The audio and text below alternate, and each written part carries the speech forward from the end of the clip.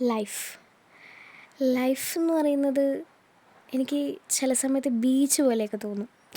അതായത് ഇപ്പോൾ ലൈഫ് എന്ന് പറയുമ്പോൾ ഈ ബീച്ച് ഓർമ്മ വരാം, ബീച്ചിലത്തെ തിരകളൊക്കെയാണ് ഓർമ്മ വരാം. ലൈഫിലെ സംഭവങ്ങൾ പോലെ ബീച്ച് നമ്മൾ പോയി കഴിഞ്ഞ് കഴിഞ്ഞാൽ നിങ്ങൾ ശ്രദ്ധിച്ചിട്ടുണ്ടോ ഇല്ലെന്നറിയില്ല, ചില സമയത്ത് തിരകൾ നല്ലോണം ഒരു കാഷ്വൽ തിര പോലെ വരും. ചില സമയത്ത് അത് ഭയങ്കര കഠിനമായിരിക്കും. ആ തിര വന്നു കഴിഞ്ഞാൽ ചിലപ്പോൾ നമ്മളങ്ങനെ തൂക്കിയെടുത്തിട്ട് പോകുന്നുള്ള തിര പോലെയൊക്കെ ആയിരിക്കും. ചില സമയത്ത് നമ്മൾ തീരെ ഇപ്പോൾ വരും വേണ്ടിയിരിക്കും, ചിലപ്പോൾ അപ്പോൾ തീരെ വരില്ല. അതുപോലെയാണല്ലേ നമ്മുടെ ലൈഫും ശരിക്കും. ചില സമയത്ത് നമ്മൾ വിചാരിക്കുന്ന സാധനം വിചാരിക്കുന്ന പോലെ ചില സമയത്ത് വരും, ചില സമയത്ത് വിചാരിക്കാത്ത പോലെ എന്തൊക്കെയോ വരും. ചില സമയത്തോ വിചാരിച്ചതും വരില്ല, വിചാരിക്കാത്തതും വരില്ല.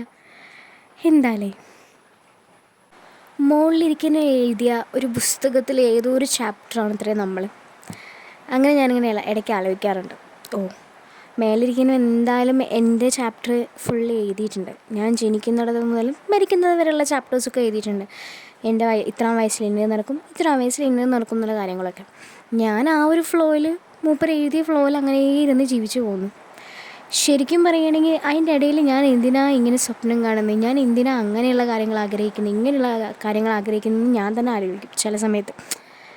ഓൻ എഴുതിയതാണ് നടക്കാൻ പോകുന്നതെന്നുണ്ടെങ്കിൽ പിന്നെ എന്തിനും ഞാനിതൊക്കെ ആഗ്രഹിക്കുന്നു.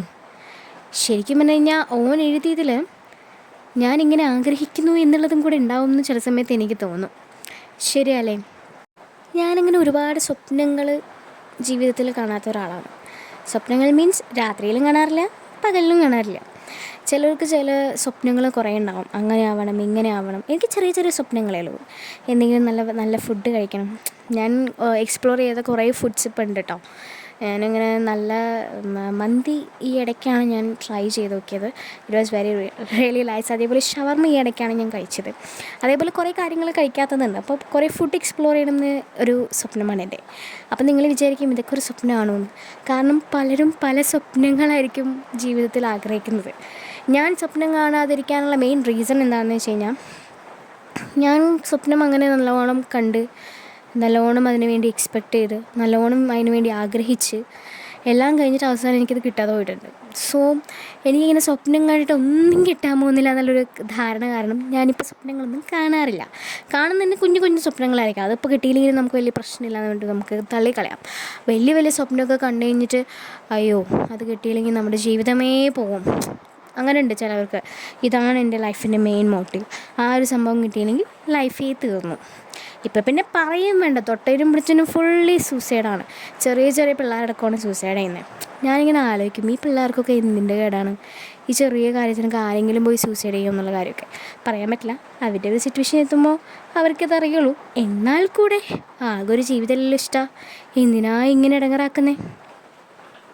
ജീവിതം ചില സമയത്ത് അങ്ങനെയാടോ. ലൈഫ് നമ്മളെ നല്ലോണം ഇട്ട് കഷ്ടപ്പെടുത്തും. നമ്മൾ ആഗ്രഹിക്കുന്ന പോലെ നടക്കൂല ഒന്നും. എന്നാലോ നമ്മൾ ആഗ്രഹിക്കാത്തതിലുപരി വേറെന്തോ നമുക്ക് നല്ലത് വരും. പക്ഷേ നമ്മളെ മനുഷ്യൻ്റെ ഒരു സ്വഭാവം എന്താ വെച്ച് കഴിഞ്ഞാൽ, ആ നല്ലത് വരുന്ന സാധനം അത് നമുക്ക് നല്ലതായിരുന്നു എന്ന് നമുക്ക് ആ സമയത്ത് മനസ്സിലാവില്ല. എല്ലാം കഴിഞ്ഞ് നമ്മൾ പെട്ടിക്കെടുക്കാനാവൂലേ, അതിൻ്റെ തൊട്ട് മുമ്പായിരുന്നു. നമ്മളൊന്ന് റിവേഴ്സ് ചിന്തിച്ച് നോക്കുക. ആരും റിവേഴ്സ് ചിന്തിക്കില്ല, എല്ലാവരും ഫോർവേഡാണ് ചിന്തിക്കുള്ളൂ. എന്താ വെച്ച് കഴിഞ്ഞാൽ എനിക്കിപ്പോൾ ഇത് കിട്ടിയില്ല. നമ്മുടെ മനുഷ്യൻ്റെ എല്ലാവരുടെയും ഒരു മെയിൻ സ്വഭാവമാണത്. എനിക്കിപ്പോൾ ആ ഒരു സാധനം കിട്ടിയില്ല, ആ ഒരു സാധനം കിട്ടിയാലാണ് നിൻ്റെ ലൈഫ് പൂർണ്ണമാവുള്ളൂ എന്ന് നിൻ്റെ മനസ്സിലൊരു സാധനമുണ്ട്. പക്ഷേ നമുക്ക് വേറൊരു സാധനം കിട്ടിയിട്ടുണ്ട്, അത് കാരണം നമ്മുടെ ലൈഫിൽ ഇന്നതൊക്കെ നടന്നിട്ടുണ്ട് എന്നുള്ളത് നമുക്കത് നമ്മുടെ മണ്ടിയിലത് കയറൂല. അതങ്ങനെ ആണ്. പക്ഷേ ഉള്ളതുകൊണ്ട് തൃപ്തിപ്പെടുക എന്ന് പറയുന്ന പോലെ നമുക്ക് വരുന്ന വേറെ നല്ലത് അത് നല്ലതാണ്. അപ്പോൾ അതിനെ നമ്മളൊന്ന് പോസിറ്റീവായിട്ട് ചിന്തിച്ച് നോക്കിയാൽ ലൈഫ് പോസിറ്റീവായിരിക്കും. പിന്നൊരു മെയിൻ സംഭവം, എക്സ്പെക്റ്റേഷൻ എന്ന് പറയുന്നൊരു സാധനം ഈ ലൈഫിൽ ആവാം. ഓവർ എക്സ്പെക്റ്റേഷൻ നല്ലതല്ല, ഓവർ സ്വപ്നം കാണൽ നല്ലതല്ല. അതേപോലെ ഓവറായിട്ടിങ്ങനെ എന്തെങ്കിലും കാര്യങ്ങൾക്ക് വേണ്ടിയിട്ട് അടം പിടിച്ചിട്ട് അതന്നെ എൻ്റെ ലൈഫിൽ നടക്കണം, നീ വരച്ച വരയിലൂടെ തന്നെ നിൻ്റെ വഴി പോകണം എന്നൊക്കെ പറഞ്ഞു കഴിഞ്ഞാൽ ചിലപ്പോൾ നടക്കില്ല. ചിലപ്പോൾ ആ വരയിൽ നിന്ന് ചിലപ്പോൾ ഇങ്ങനെ ഡൈവേർട്ടായി പോവാം, അങ്ങനെ ഡൈവേർട്ട് പോവാം, ചിലപ്പോൾ ആ വരയിൽ കൂടെ തന്നെ പോവാം. എന്തും സംഭവിക്കാം. ലൈഫ് എന്ന് പറയുന്നത് നമുക്ക് അൺപ്രഡിക്റ്റബിളാണ്. നമ്മൾ ഇന്ന് നമ്മുടെ ലൈഫിൽ ചില സമയത്തൊക്കെ നിങ്ങൾ ശ്രദ്ധിച്ചിട്ടുണ്ടോ, നമ്മൾ പ്ലാൻ ചെയ്യുന്ന സംഭവങ്ങൾ അതേപോലെ തന്നെ നടക്കില്ല. വേറെ എന്തെങ്കിലുമൊക്കെ സംഭവങ്ങളായിരിക്കും നടക്കുക. പ്ലാൻ ചെയ്തതിലുപരി ചിലപ്പോൾ അത് നന്നാവാം, ചിലപ്പോൾ ഒരിക്കലും അതേപോലെ നടക്കില്ല. എൻ്റെ ഒരു എക്സ്പീരിയൻസ് വെച്ചാൽ അതേപോലെ നടക്കുന്നത് ഭയങ്കര റയറായിരിക്കും. അതിൽ എന്തെങ്കിലുമൊക്കെ ഒരു ചേഞ്ചസ് വരും. അതാണ് ലൈഫ്. പിന്നെ ഏറ്റവും മോസ്റ്റ് ഇമ്പോർട്ടൻറ്റ് കാര്യം എന്താ വെച്ച് കഴിഞ്ഞാൽ ആക്സെപ്റ്റ് ചെയ്യാൻ പഠിക്കുക. നമ്മുടെ ലൈഫ് ഇതാണ്, നമ്മളെ കൊണ്ട് ഇങ്ങനെയൊക്കെയാണ്, നമ്മളിങ്ങനെയൊക്കെ പോകണം, അല്ലെങ്കിൽ നമ്മളിങ്ങനെയൊക്കെ പോയി കഴിഞ്ഞാൽ അതങ്ങനെയൊക്കെ നടക്കും എന്നുള്ള കുറേ ആക്സെപ്റ്റൻസ് ഉണ്ടെന്നുണ്ടെങ്കിൽ കുറേ സങ്കടങ്ങൾ ഒഴിവാക്കാൻ പറ്റും. ഇതാണ് ലൈഫിൻ്റെ രീതി, ഇങ്ങനെയൊക്കെ ലൈഫിൽ വരും, അല്ലെങ്കിൽ ഇങ്ങനെയൊക്കെ കഷ്ടങ്ങളിലൂടെ പോകണം നമ്മൾ, അല്ലെങ്കിൽ ഇതൊക്കെയാണ് ലൈഫ് എന്നുള്ളതൊക്കെ നമ്മൾ ആക്സെപ്റ്റ് ചെയ്യാൻ പഠിച്ചു കഴിഞ്ഞാൽ പകുതി പ്രോബ്ലം നമ്മൾ സോൾവ് ആവും. ലൈഫ് ഒരു ഭാരമായിട്ട് നമുക്ക് തോന്നില്ല. എന്താ നമ്മുടെ ജീവിതം ഇങ്ങനെ, അല്ലെങ്കിൽ എൻ്റെ ജീവിതം മാത്രം എന്താ ഇങ്ങനെ, എനിക്ക് മാത്രം എന്താ ഇത്ര സങ്കടങ്ങൾ വരുന്നത്, എനിക്ക് മാത്രം എന്താ ഇത്ര കഷ്ടങ്ങൾ തരുന്നത് ദൈവം എന്നുള്ള കാര്യങ്ങളൊക്കെ ഇല്ലേ നമുക്കങ്ങോട്ട് മറക്കാൻ പറ്റും. ഇതാണ് ലൈഫെന്ന് നമ്മളങ്ങനെ ആക്സെപ്റ്റ് ചെയ്യാൻ പഠിച്ചു കഴിഞ്ഞാൽ പകുതി പ്രോബ്ലം സോൾവ് ആവും. പിന്നെ ചിലവർക്കൊരു ധാരണ ഉണ്ട്, അവരുടെ ലൈഫ് മാത്രം ഇങ്ങനെ കോഞ്ഞാട്ടിയിട്ടുള്ളൂ എന്ന്. അത് വെറും പൊട്ട ധാരണകൾ മാത്രമാണ്. മറ്റൊരാളുടെ ലൈഫ്, അതായത് ഇപ്പോൾ എൻ്റെ ലൈഫിൻ്റെ കാര്യം എനിക്ക് മാത്രം അറിയുള്ളൂ ഇഷ്ടമാണ്, പുറമേ കാണുന്ന ആൾക്ക് തോന്നും കുഴപ്പമില്ല, അവനൊക്കെ എന്ത് സുഖമായിട്ടാണ് ജീവിക്കുന്നത്, അവൻ്റെയൊക്കെ ലൈഫ് എനിക്ക് കിട്ടിയിരുന്നെങ്കിൽ. അങ്ങനെ ഒരിക്കലും ചിന്തിക്കരുത്.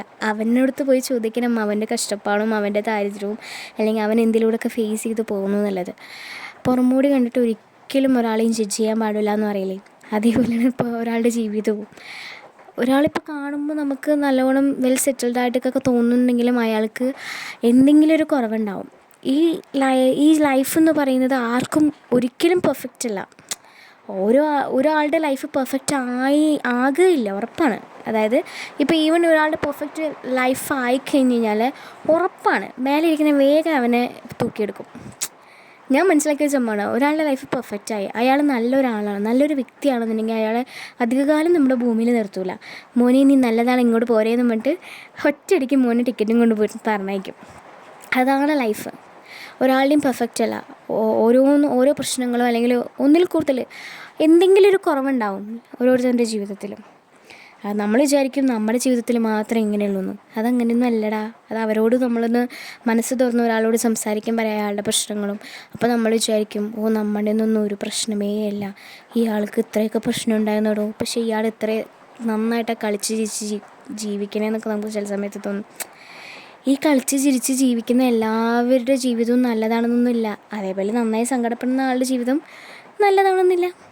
എല്ലാവരുടെ ജീവിതത്തിലും ചെറിയ ചെറിയ തട്ടലും മുട്ടലും പൊട്ടലും ചീറ്റലും എല്ലാ സംഭവവും ഉണ്ട്. അതിൽ ഉപരി നല്ല കാര്യങ്ങളുണ്ട്.